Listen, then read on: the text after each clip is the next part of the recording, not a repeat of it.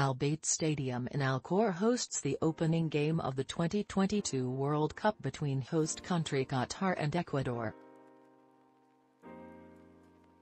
Gabriel Bouys /AFP via Getty Imageshide caption Gabriel Bouys /AFP via Getty ImagesAl-Bayt Stadium in Al-Khor hosts the opening game of the 2022 World Cup between host country Qatar and Ecuador.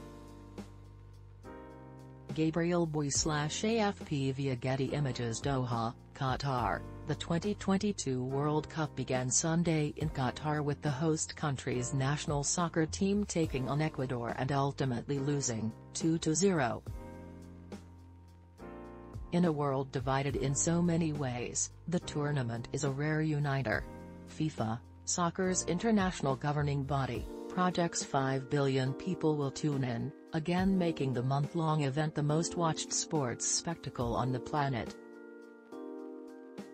The start also signals the end of a 12-year build-up that's been more complicated and controversial than perhaps any World Cup before. Awarded to Qatar in 2010, the World Cup was born amidst bribery.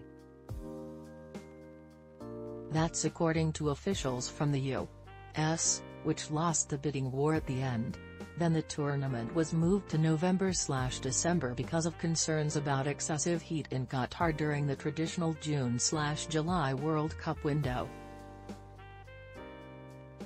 Then human rights groups began revealing the toll on migrant workers tasked with building the World Cup's infrastructure. And then concerns arose about potential mistreatment of LGBTQ fans in Qatar, where homosexuality is illegal. It's enough to make you want to sit down with a nice cold beer to stop your head from spinning. Oops. As the football finally kicks off, the question for many is, how to embrace this wildly popular event, warts and all. For some the answer is don't embrace it at all. For others, fair to say most, the World Cup is not something from which you simply walk away.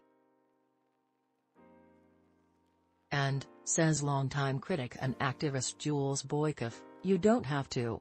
My approach in general is that we need not devote ourselves to the death of complexity, said Boykoff, a professor of political science at Pacific University in Oregon.